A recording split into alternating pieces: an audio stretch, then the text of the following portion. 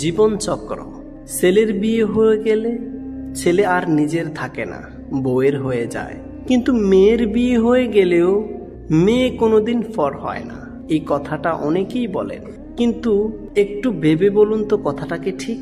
আসলে কি জানেন, আপনি যদি মেয়েকে কিছু দেন তাহলে আপনি মেয়ের কাছ থেকে রিটার্ন কিছু চান না বা আশা করেন না। মেয়ে সুখে থাকলেই আপনি সুখী। আপনি কখনো এটা তুলনা করেন না যে আমার মেয়ে আমার চেয়ে কত ভালো বা সুখে আছে। আপনার মেয়ে যদি আপনার চেয়ে 10 গুণ সুখে থাকে, ভালো থাকে, আপনি সেটা দেখে 10 গুণ খুশি হন। আপনার মেয়ের জীবনে সমস্যা আসলে সেটাকে নিজের সমস্যা মনে করেন। মেয়ে সুখী না হলে আপনিও দুঃখী হন। সামর্থ্যের বাইরে গিয়েও মেয়েকে জামাইকে সাহায্য করেন, বিপদে পাশে দাঁড়ান। অন্যদিকে ছেলের পিছনে যত খরচ করেন আর ভাবেন যে একটা সময় ছেলে এর বিনিময়ে কিছু দেবে, অনেক সময় দাবিও করেন, মনেও করিয়ে দেন যে তোর পিছিয়ে এত খরচ করেছি। ছেলের বিয়ে দিয়ে ছেলেকে পর ভাবতে শুরু করেন। মনে মনে ভেবে নাই যে বিয়ে করেছিস, তোর সমস্যা তোকেই এর সমাধান করতে হবে। বিয়ে করেছিস, তোকে কোনো সাহায্য করতে পারবো না, পারলেও সাহায্য করব না।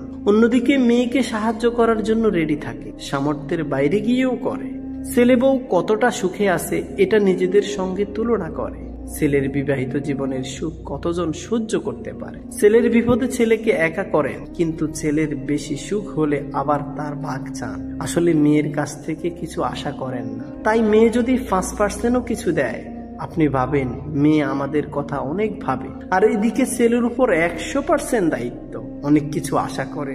এখন ছেলে সেটা দিতে না পারলে অথবা 70-80% দায়িত্ব পালন করতে পারলেও যেটুকু পারছেন না সেটুকু ভেবেই ভাবেন যে ছেলে অনেক খারাপ। মেয়ের পড়াশোনার পর বিয়েতে 10 লক্ষ টাকা দিতে হলেও কি মেয়েকে পরে বলে তোর জন্য এত খরচ করেছি। ছেলেকে পড়াশোনার পর ব্যবসা করতে 2 লক্ষ টাকা দিলেও মনে করিয়ে দেয় যে ব্যবসা করতে এত চেয়েছিলাম, এত দিয়েছিলাম, চাকরি পেলেও বলে এত খরচ করেছিলাম। তো মেয়ের বিয়েতে যত খরচ করে, শখ আহ্লাদ করে, ছেলের বিয়েতে কি অতটা খরচ শখ আহ্লাদ করে? আচ্ছা বলেন তো, মেয়ে জামাইকে যতটা সম্মান, গুরুত্ব, ভালোবাসা দেয়, ছেলে বউকেও কি এতটা সম্মান, গুরুত্ব, ভালোবাসা দেয়? মেয়ের বাচ্চাদের যতটা ভালোবাসে, ছেলের বাচ্চাদের কি অতটা ভালোবাসে? আসলে ছেলের সঙ্গে বাবা মায়ের সম্পর্কে একটা বড় স্বার্থ থাকে।